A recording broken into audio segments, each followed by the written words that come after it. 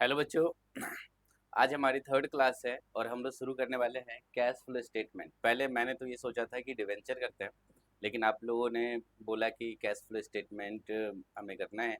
तो मैंने भी देखा कैश फ्लो स्टेटमेंट एक बहुत ही ज़्यादा इम्पोर्टेंट टॉपिक है, चाहे आप ट्वेल्थ का पेपर दे रहे हो या बीकॉम का पेपर दे रहे हो। ये one of the most important question है जो आपके पेपर में आते हैं कैश फ्लो स्टेटमेंट से। कैश फ्लो स्टेटमेंट क्या है, इसे कैसे प्रिपेयर करना है, ये हम इसमें पढ़ेंगे, सारे कॉन्सेप्ट क्लियर करेंगे और समझने की कोशिश करेंगे कि ये कितना ज़रूरी है किसी बिजनेस के लिए। तो सबसे पहले तो आप ये समझ लो कि जैसे किसी कंपनी के लिए पीएनएल बनाना, ट्रेडिंग अकाउंट बनाना, बैलेंस शीट बनाना, कैपिटल स्टेटमेंट बनाना ज़रूरी है, उसी तरह से कैश फ्लो स्टेटमेंट भी एक कंपलसरी डॉक्यूमेंट्स है जो कंपनी को बनाना ही बनाना है। यानी कि ये ऑप्शन नहीं है, ये कंपलसरी है। यानी कि एक कंपल्सन है गवर्नमेंट एक्ट में कि आपको कैश फ्लो स्टेटमेंट बनाना ही बनाना है। वैसे भी कैश फ्लो स्टेटमेंट किसी भी बिजनेस को स्टार्ट करने के लिए, स्टार्ट नहीं बच्चों, कैश फ्लो स्टेटमेंट बिजनेस के हेल्थ को समझने के लिए, यानी कि बिजनेस की कंडीशन क्या है, रियल कंडीशन क्या है, उसे समझने के लिए प्रॉफिट एंड लॉस से ज़्यादा इम्पोर्टेंट है कैश फ्लो स्टेटमेंट। अब एग्जांपल ले लो कि किसी कंपनी में उसने कुछ खरीदा और बेचा, उसने दिखाया कि उसके प्रॉफिट 1 लाख रुपीज़ है।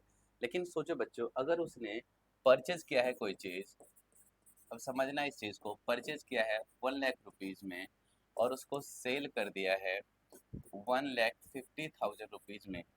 बट कंडीशन है कि यहाँ उन्होंने कैश परचेज किया था और यहाँ उसने क्रेडिट पे सेल कर दिया है। समझना बच्चों, कहने के लिए अगर आप पीएल अकाउंट बनाओगे तो आपको लगेगा कि इसने 50,000 रुपये कमाया है, लेकिन एक्चुअल में कैश का आउटफ्लो हो गया 1 लाख, क्योंकि इसके पास आया कुछ भी नहीं है। इसने सिर्फ और सिर्फ 1 लाख रुपए पे किया है। तो जो कंडीशन है कंपनी की या इसके बिजनेस की, वो आप ये समझ लो कि कैश कम हो गया, यानी कि ऑपरेटिंग जो उसके वर्क है उसके लिए कैश घट गया है। तो पीएल अकाउंट सिंपल आप ये कह सकते हो कि उसके रियल हेल्थ नहीं बता पा रहे हैं। लेकिन अगर यही हम कैश फ्लो करते तो हमें पता लग जाता कि अभी कैश का आउटफ्लो हुआ है और कैश उसके पास कम हो गया है। बस इन्हीं चीज़ों को समझना जरूरी है कि कैश फ्लो स्टेटमेंट कैसे बाकी स्टेटमेंट से अलग है और किस तरह से हम इसे यूज करके कंपनी के हेल्थ का पता लगा सकते हैं। फिलहाल कैश फ्लो स्टेटमेंट को समझने से पहले एक सिंपल सा एग्जांपल लेते हैं। और एग्जांपल कुछ ऐसा लेते हैं कि सपोज करो कि आपने एक बिजनेस स्टार्ट किया, तो आपके पास कुछ ओपनिंग कैश पड़ा था। अच्छा बच्चों, जब मैं कैश कहता हूँ तो मैं सीसीई कहता हूँ। What is CCE? Cash and cash equivalent. अब कैश एंड कैश इक्विवेलेंट क्या है? तो बच्चों क्या है कि बिजनेस में यानी कि अकाउंट्स में कुछ चीज़ों को कैश जैसा ही माना गया है। जैसे आपके पास ड्राफ्ट है, चेक है, मार्केटेबल सिक्योरिटी है, तो इन सब चीज़ों को कैश ही माना जाता है। तो आप ये समझो कि आपके पास कुछ opening cash and cash equivalent है। सपोज करते हैं कि जब आपने शुरू किया था तो आपके पास 10 लाख रुपीज़ का कैश एंड कैश इक्विवेलेंट पड़ा था। जब हमने इसको खत्म किया तो हमारे पास क्लोजिंग कुछ बचा। सपोज करो क्लोजिंग में हमारे पास कैश एंड जो कैश इक्विवेलेंट बचा है, सपोज करो हमारे पास 2,50,000 का बचा है। अब समझना, ओपनिंग कैश और क्लोजिंग कैश, ये साल का जो अंतर है, इस बीच में हमने काफी ट्रांजैक्शंस किए होंगे। क्या किए होंगे? ट्रांजैक्शंस, है ना। ट्रांजैक्शन दो तरह के होंगे, या तो इनफ्लो हुआ होगा कैश का या आउटफ्लो हुआ होगा। ठीक है बच्चों, समझना बिल्कुल आसान है। ओपनिंग से लेके क्लोजिंग के बीच हमने बहुत कुछ परचेज किया होगा, बहुत कुछ सेल किया होगा, और जब कभी हमने कुछ परचेज किया होगा तो कैश का आउटफ्लो हुआ होगा, और जब हमने सेल किया होगा तो कैश का इनफ्लो हुआ होगा। और वो सारे ट्रांजैक्शन को रिकॉर्ड करते हुए हमारा ये कैश आया है जो कि हमारे पास क्लोजिंग है। अब सपोज करो कि हमने कुछ पे किया, कुछ रिसीव किया, कुछ प्रॉफिट आया, कुछ लॉस हुआ, और सब होते होते हमारे लास्ट का ही बैलेंस बचा है। अब इनफ्लो और आउटफ्लो ट्रांजैक्शन को समझने के लिए ये जरूरी है कि आप समझो रियल फ्लो क्या होता है और कैश फ्लो क्या होता है। तो बच्चों देखो, एक टर्म बहुत इंपॉर्टेंट है आपके लिए समझना कि हमेशा कैश का जो फ्लो होता है वो अपोजिट होता है रियल फ्लो के। आपने टैक्स पढ़ा होगा कहीं, टैक्सेशन के रिगार्डिंग तो आपने सीखा होगा, या नहीं तो आपने ट्वेल्थ में भी सीखा होगा कि कैश फ्लो और रियल फ्लो क्या होता है। सपोज करो कि मैं किसी शॉप पे जाता हूँ और एक मोबाइल खरीदता हूँ। तो मोबाइल जब मैं खरीदता हूँ, परचेज करता हूँ, तो हमारे पास एक इनफ्लो है और एक आउटफ्लो है। अब देखो बच्चों, यहाँ इनफ्लो तो हमारे पास मोबाइल का है और आउटफ्लो हमारे पास से क्या हुआ है, कैश। तो बच्चों हमेशा ये ध्यान रखना कि जिधर रियल चीज आया है ना, उसके अपोजिट कैश फ्लो होता है। ये आपको फॉर्मेट जब आप करोगे इसके कैश फ्लो स्टेटमेंट के, अगर ये चीज आप समझ जाओ तो आपको रटने की जरूरत नहीं होगी। जैसे कि सपोज करो कंपनी ने कोई फिक्स असेट परचेज किया है, आप सिंपल समझ जाओ कि कैश का आउटफ्लो हुआ होगा जस्ट बिकॉज कि वो फिक्स असेट आया है बिजनेस में। तो ये चीज आपको याद रखना है कि परचेज करेंगे तो आउटफ्लो होगा, सेल करेंगे तो पैसा आएगा। यानी कि जब हमारे पास से असेट जा रहा है तो उसके बदले कैश का इनफ्लो हो रहा है। तो ये इनफ्लो आउटफ्लो को समझने के लिए ये आप ध्यान रखना कि एक तो हम इसमें केवल और केवल कैश आइटम को ही ऐड करेंगे, यानी कि क्रेडिट सेल, क्रेडिट परचेज, या किसी और तरह के ट्रांजैक्शन हो जैसे बार्टर सिस्टम की तरह हो कि कुछ लिया कुछ दे दिया, उसको हम इसमें कहीं भी मेंशन नहीं करेंगे। हमारे कैश फ्लो में ओनली और ओनली कैश और कैश इक्विवेलेंट का जो फ्लो होगा उसी को मेंशन करेंगे। तो बच्चों इससे आगे बढ़ते हैं।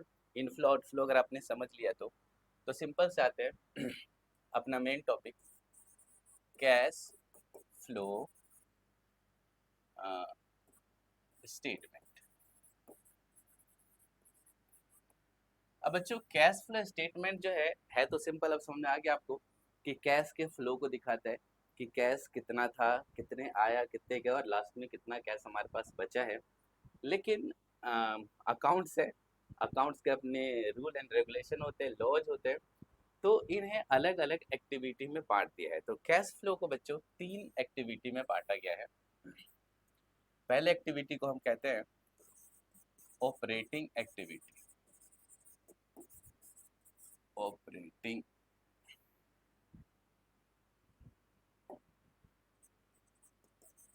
एक्टिविटी। फिर दूसरा होता है बच्चों इन्वेस्टिंग एक्टिविटी। और तीसरा होता है बच्चों फाइनेंसिंग एक्टिविटी। जब इसका फॉर्मेट देखोगे आपको बहुत बड़ा फॉर्मेट दिखेगा, लेकिन उसे रटने की जरूरत नहीं है, हमेशा याद रखना। सॉरी, एक्टिविटी हम इसको समझ जाएंगे, आराम से समझ जाएंगे कि कौन से ऑपरेटिंग है, कौन से इन्वेस्टिंग है और कौन से फाइनेंशियल है। तो सबसे पहले अगर मैं सिर्फ ऑपरेटिंग की बात करूं तो बच्चों सिंपल समझो, ये किसी बिजनेस का ऑपरेशन, यानी कि जहां उसका मेन बिजनेस का फ्लो है। मेन बिजनेस में क्या क्या हो सकता है जरा सोच के देखो। इसमें परचेज हो सकता है और सेल हो सकता है गुड्स का, ये उसके ऑपरेशंस है।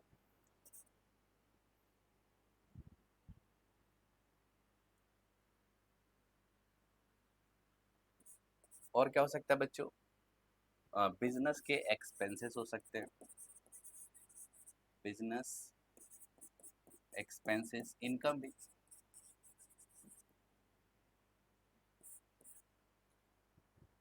परचेज सेल गुड्स का कर सकते हैं और बिजनेस एक्सपेंसेस कर सकते हैं और इनकम कर सकते हैं। ठीक है बच्चों, तो यही एक मेन एक्टिविटी है जो ऑपरेटिंग है। सिंपल समझो, परचेज करेंगे तो कैश का आउटफ्लो होगा, सेल करेंगे कैश का इनफ्लो होगा, एक्सपेंस होगा कैश का आउटफ्लो, इनकम होगा कैश का इनफ्लो। तो पहली एक्टिविटी इतना ही है बच्चों, बाद में हम फॉर्मेट देखेंगे और हमें समझ आएगा कि यही है जो भी हम समझने वहाँ देखेंगे। लंबा सा हमारा फॉर्मेट होगा लेकिन उसमें यही कुछ हो रहा होगा, इसके अलावा कुछ भी नहीं होगा। इन्वेस्टमेंट की बात करूं तो देखो बच्चों ये सिंपल सा है, इसमें भी कुछ ज़्यादा है नहीं आइटम। एक है बच्चों कि अगर हम कहीं कोई फिक्स असेट खरीदते हैं तो इसमें क्या क्या हो सकता है, जस्ट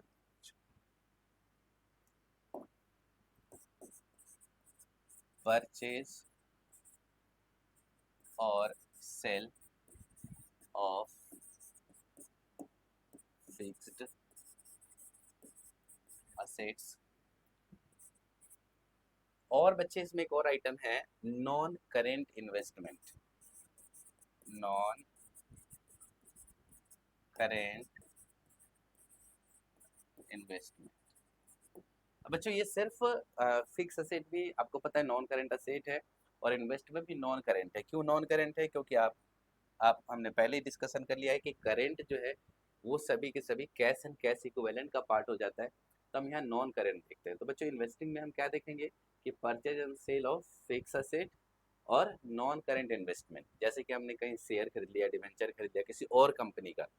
और क्या हो सकता है बच्चों? तो इस इन्वेस्टिंग एक्टिविटी में कुछ, अगर हमने परचेज किया है, सपोज करो हमने कोई बिल्डिंग परचेज किया है, तो हमें उससे रेंटल इनकम हो सकता है ना, तो रेंट भी इसका पार्ट है। अगर हमने किसी कंपनी में शेयर खरीदा है तो उससे हमें डिविडेंड मिल सकता है, तो डिविडेंड भी उसी का एक पार्ट है। अगर बच्चों हमने कोई डिवेंचर किसी कंपनी का खरीद रखा है तो हमें इंटरेस्ट मिल जाएगा,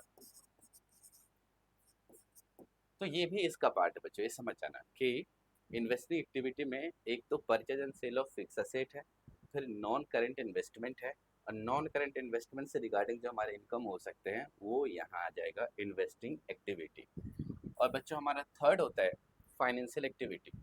सिंपल समझो बच्चों, इसमें ज़्यादा कुछ नहीं है, बस शेयर से रिगार्डिंग है। शेयर्स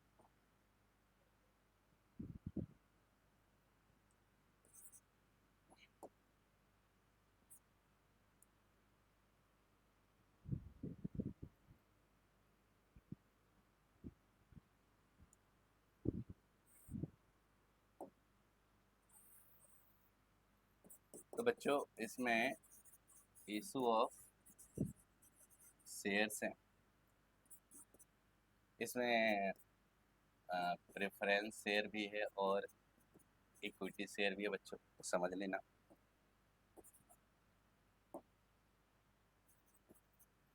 प्रेफरेंस इक्विटी दोनों तरह का शेयर, इशू ऑफ डिवेंचर। बच्चों इसको यहाँ करते हैं, इतना अगर आप लोग नोट कर लो तो आगे बढ़ते हैं और फाइनेंशियल को न्यू पेज पे करते हैं।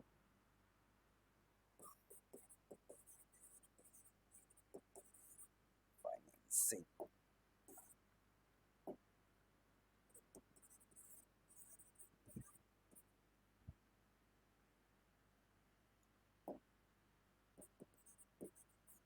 देखो जो फाइनेंसिंग एक्टिविटी हमने हमने करना है, तो देखो बच्चों इसका क्या क्या पार्ट हो सकता है। सबसे पहले देखो इसमें हो सकता है इशू ऑफ शेयर्स।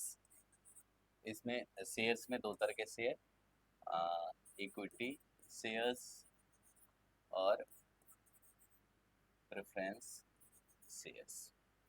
फिर हो सकता है बच्चों इशू ऑफ डिवेंचर। अब बच्चों अगर इक्विटी शेयर इशू कर रहे हैं और डिवेंचर इशू कर रहे हैं तो इसके रिगार्डिंग और क्या क्या हो सकता है। तो बच्चों देखो हम क्या कर सकते हैं, शेयर इशू कर रहे हैं तो यहाँ मुझे प्रीमियम भी आ सकता है ना, तो प्रीमियम ऑन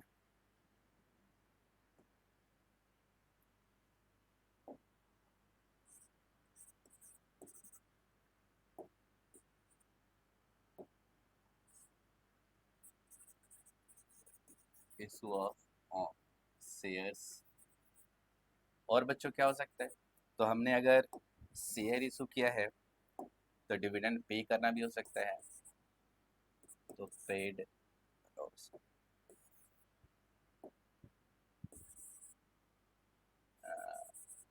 सॉरी ऐसे लिख देते हैं बच्चों, पेमेंट ऑफ डिविडेंड, ये हो सकता है बच्चों। हमने डिवेंचर अगर इशू किया है तो इंटरेस्ट का पेमेंट हो सकता है।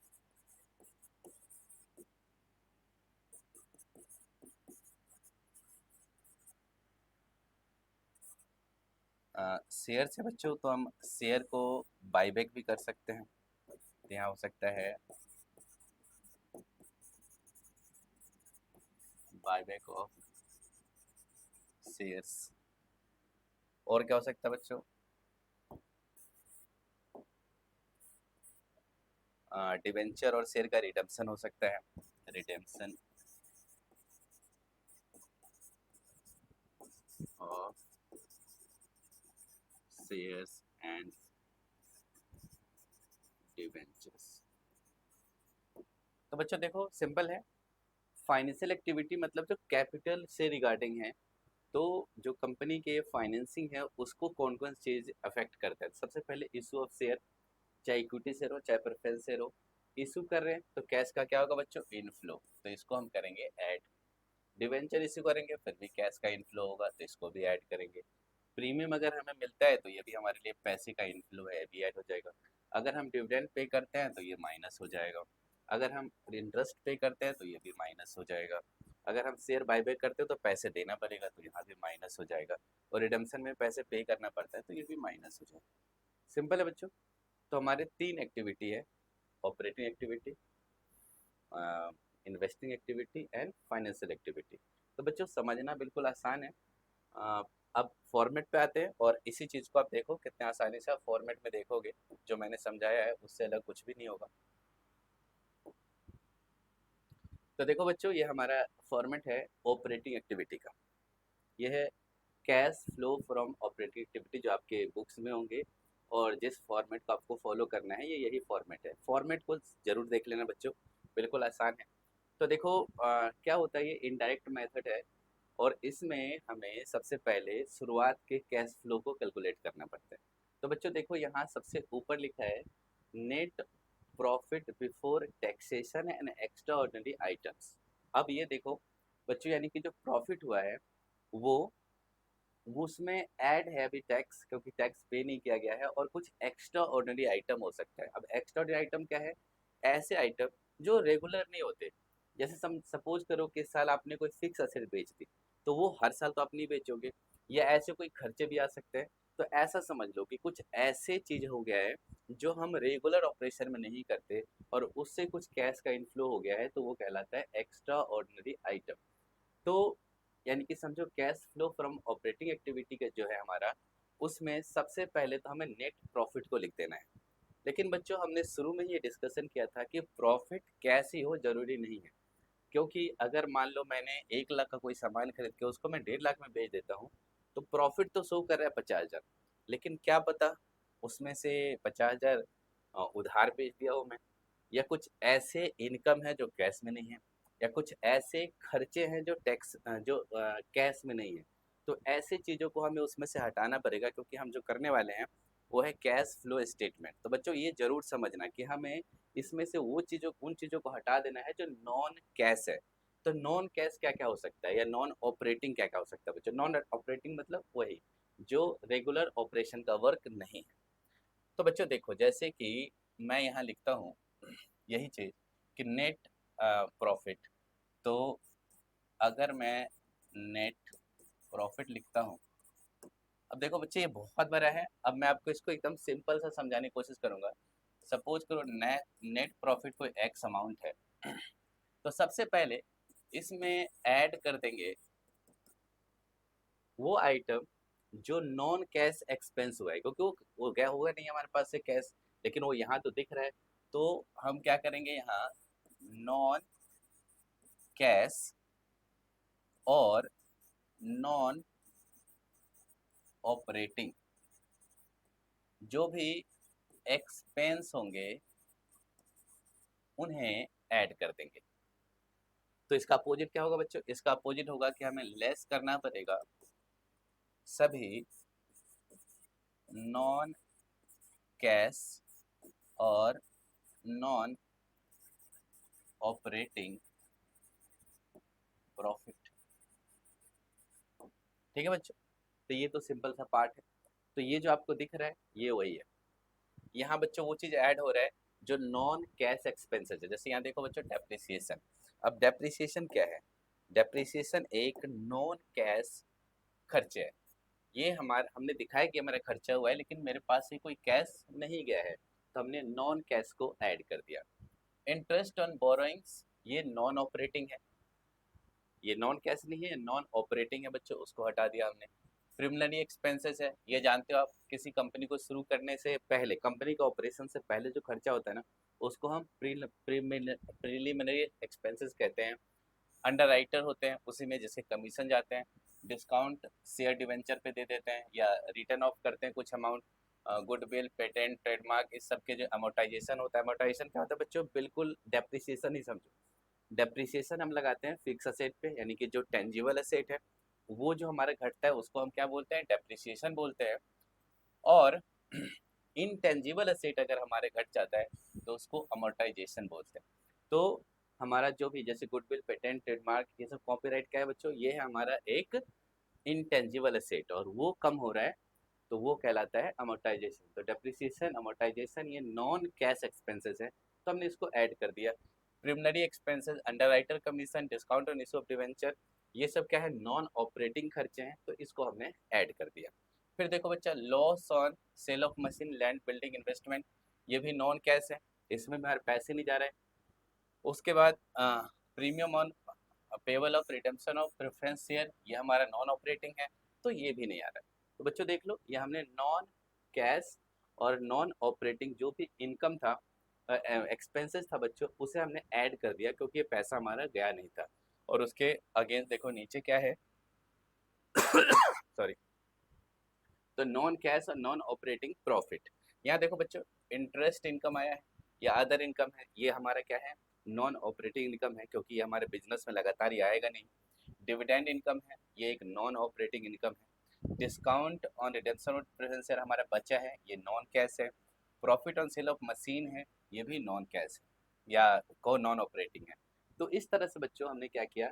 सबसे पहले ऐड किया नॉन कैश या नॉन ऑपरेटिंग एक्सपेंस को, यानी कि ऐसे खर्चे जो खर्चे तो हम दिखा रहे हैं यहाँ अपने पीएनएल में, लेकिन वो कैश में नहीं जा रहा हमारे पास से, और हम कैश का फ्लो बना रहे हैं। तो जो नहीं गया है उसको हमें ऐड करना पड़ेगा, जो नहीं आया है उसको हमें माइनस करना पड़ेगा। और यहाँ से हमारे निकल कर आता है operating profit before working capital change. तो ये आप फॉर्मेट को देखना। तो ऑपरेटिंग प्रॉफिट हमने निकाल लिया। अब बच्चों देखो, आ, ये सेकेंड वाला पार्ट बहुत इंपॉर्टेंट है। मैंने आपको बताया था कि रियल फ्लो और कैश फ्लो, तो यहाँ उस चीज को आप लगाना कि रियल फ्लो क्या हो रहा है, जैसे कि डिक्रीज इन करेंट असेट। अब डिक्रीज हुआ है और इंक्रीज इन करेंट लायबिलिटी। अब समझना, डिक्रीज क्यों हुआ है बच्चों? क्योंकि हमने उसको बेच दिया है। तो कैश का क्या हुआ है? इनफ्लो, है ना। और असेट का हुआ है आउटफ्लो। ठीक है बच्चों, क्योंकि हमने उसको बेचा है। तो असेट क्या है और कैश हमारे पास आया है। तो देखो बच्चों कितना आसान है, डिक्रीज हुआ असेट, इसका मतलब हमने उसको बेच दिया है, और कैश का इनफ्लो हुआ होगा, तो इनफ्लो हमने क्या कर दिया? ऐड कर दिया। सेम इसी तरह से देखो, लायबिलिटी क्या हो गया है? इंक्रीज हुआ है। लायबिलिटी इंक्रीज कब होगा बच्चों? एक लायबिलिटी लेते हैं, सपोज करो मैंने बैंक लोन ले लिया है, या मैंने किसी उधार खरीद लिया है, कुछ गुड्स उधार खरीद लिया है। तो ऐसे कंडीशन में भी क्या होगा बच्चों कि हमारे पास कैश का इनफ्लो होगा। जैसे लोन लिया तो कैश का क्या हो गया? इनफ्लो, हमारे पास कैश आया है तो हमने क्या किया? इसको ऐड कर दिया। तो देखो बच्चों, आराम से समझ जाना कि अगर करेंट असेट डिक्रीज हो रहा है, इसका मतलब मैंने उसको बेच दिया है, बेचा है मतलब कैश हमारे पास आया है। और अगर लायबिलिटी इंक्रीज हुआ है, इसका मतलब हमने किससे क्या लोन लिया है, पैसे लिया है, तो हमारा कैश इंक्रीज हुआ है, इसलिए हमने इसको ऐड कर दिया। इसके अपोजिट देखो, करेंट असेट का इंक्रीज, असेट इंक्रीज हो रहा है मतलब हमने क्या किया है? कुछ खरीदा है, और खरीदा है करंट असेट मतलब मैंने पैसे का पेमेंट किया है। तो यहाँ क्या हो रहा है बच्चों? यहाँ कैश का आउटफ्लो हो रहा है। समझना आसान है, कुछ खरीदा मतलब कैश का आउटफ्लो। और इस तरह से अगर हमारी लायबिलिटी डिक्रीज हो रही है मतलब हमने रीपेमेंट कर दिया, पेमेंट कर दिया है। तो अगर लोन को हम पे कर देते हैं ऑफ लोन, तो कैश का क्या होगा बच्चों? कैश का होगा आउटफ्लो, है ना।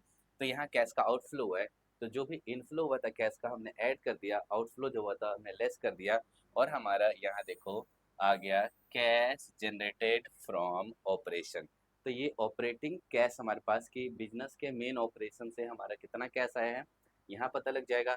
फिर हम टैक्स भर देंगे, क्योंकि ऊपर क्या लिखा था? Before taxation and extraordinary item, तब इन दोनों को माइनस कर दो। तो यहाँ इसने टैक्स को माइनस कर दिया, यहाँ एक्स्ट्रा आइटम को माइनस कर दिया और हमारा नेट कैश फ्लो निकल के आ गया ऑपरेटिंग एक्टिविटी से। तो बच्चों समझना बिल्कुल आसान है। फिर से देखो, इतने बड़े फॉर्मेट को इतने में समझ लो आप। तो यहाँ ऐड क्या किया बच्चों, यहाँ ऐड किया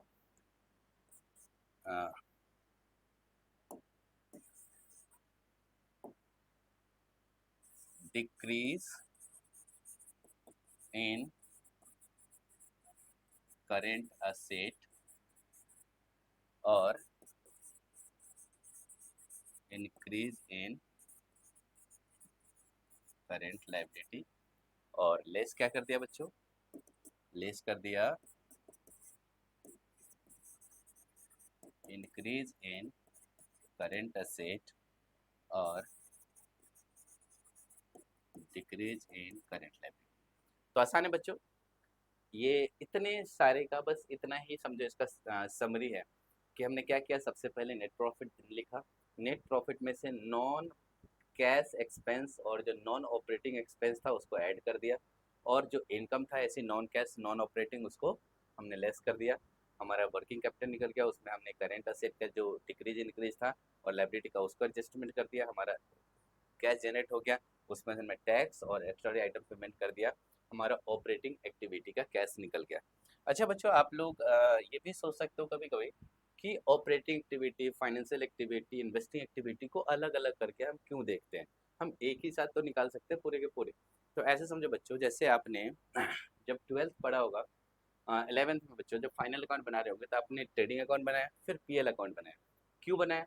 क्योंकि नेट प्रॉफिट तो आप एक साथ बनाते तो भी वही आता, लेकिन हमने इसलिए किया क्योंकि हमें ये पता लगे कि कंपनी का जो कोर बिजनेस है, यानी कि जहाँ से उसका मेन ऑपरेशन है, जो उसका काम है, वो प्रॉफिट में है या नहीं।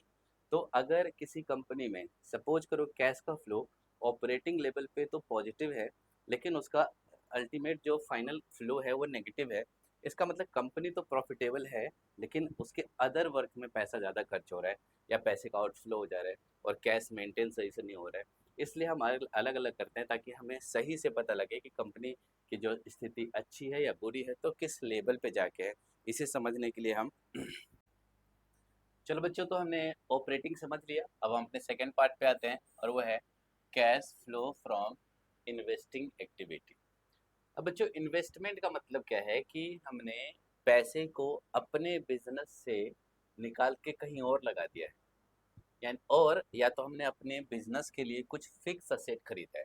तो सिंपल समझ बच्चा, इसमें दो पार्ट है हमारा, एक तो है फिक्स असेट, फिक्स्ड असेट से रिलेटेड है ना, रिलेटेड, और हमारा जो सेकेंड पार्ट है इसका वो है नॉन करेंट इन्वेस्टमेंट से रिलेटेड।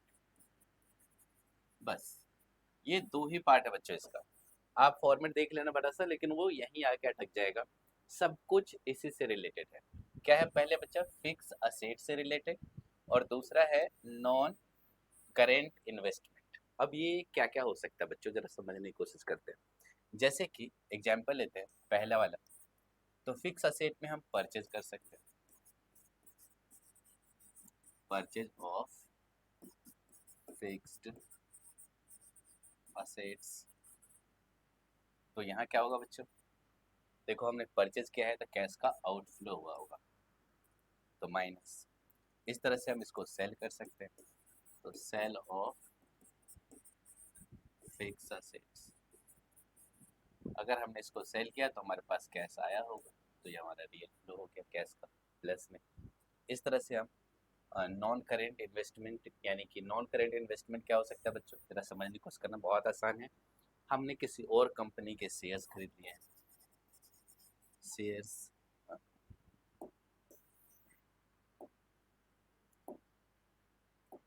हो सकता है परचेज ऑफ शेयर्स डिवेंचर,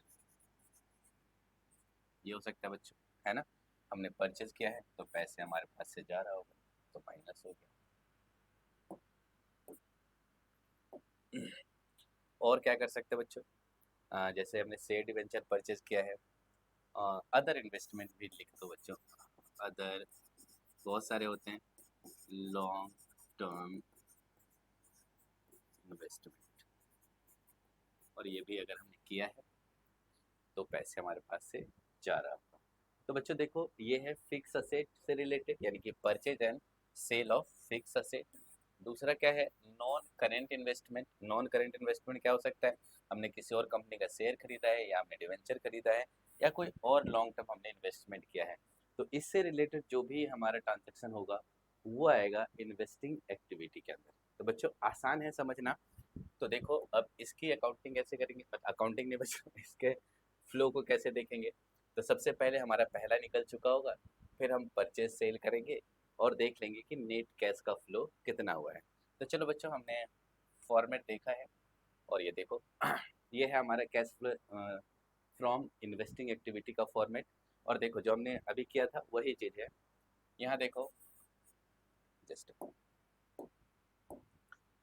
ये देखो बच्चों, ये हुआ है proceed from sale of machine, यानी कि फिक्स असेट को बेच दिया है। Proceed from sale of land building, यानी कि फिर फिक्स असेट को बेच दिया है। Proceed from sale of furniture and fixtures, यहाँ भी फिक्स असेट को बेच दिया है। Proceed from sale of investment, यहाँ एक इन्वेस्टमेंट को बेचा है। Proceed from sale of goodwill, patent rights, trademarks, यहाँ असेट को बेच रहे हैं। तो देख रहे हो बच्चों, ये सारे के सारे पैसे आ रहे हैं जब हम फिक्स असेट को बेच रहे हैं। तो डिस्पोजल का मतलब बेचना ही होता है बच्चों, या हटा देना। तो हमने ये सारी चीज हटाया और इससे पैसा आया तो इनफ्लो हो गया। तो ये सारे के सारे प्लस आइटम। ठीक है बच्चों, अब देखो, अगर हमने कहीं पैसा लगाया है, सपोज कर हमने किसी कंपनी में शेयर्स खरीदे हैं, तो उससे हमें क्या मिलने वाला है, डिविडेंड, यानी कि ये भी प्लस हो गया।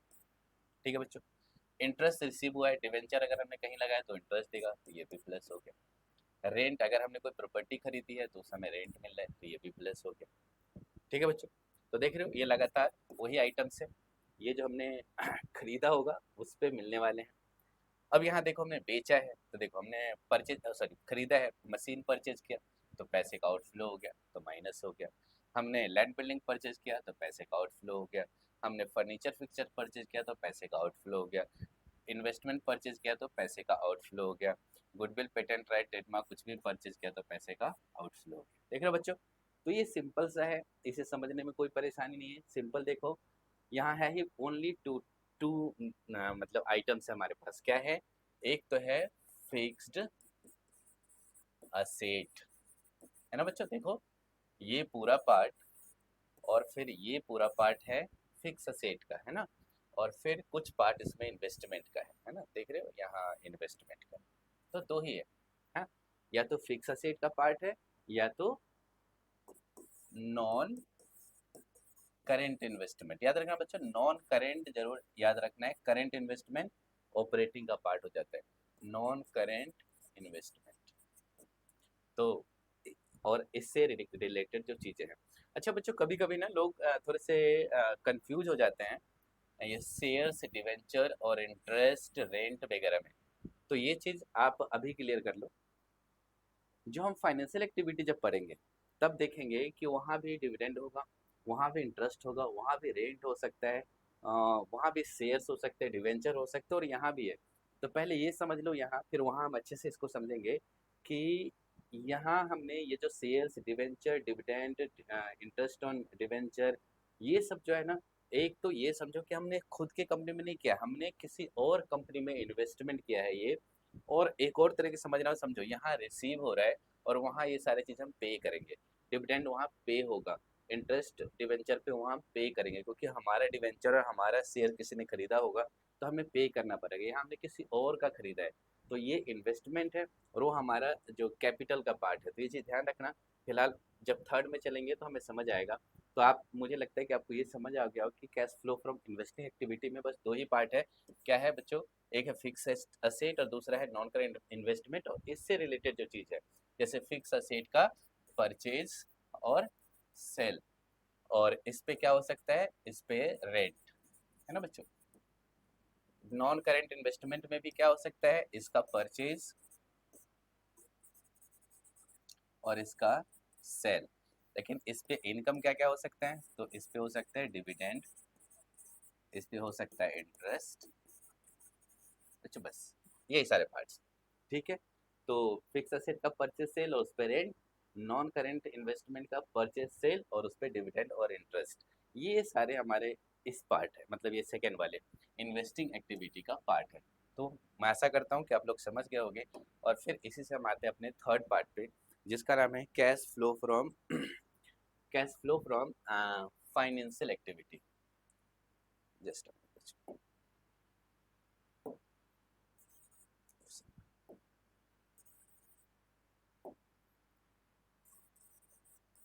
Cash flow from financing activity. ठीक है बच्चों, तो अब हम बात करेंगे अपने फाइनेंसिंग एक्टिविटी के बारे में। और मैंने आपको बताया था कि फाइनेंसिंग एक्टिविटी जो है वो है बस हमारे कैपिटल से रिलेटेड, यानी कि ऐसा समझो शेयर्स और डिवेंचर और उससे रिलेटेड चीजें। तो इसमें क्या क्या हो सकता है बच्चों, जरा देखो। इसमें हो सकते हैं शेयर्स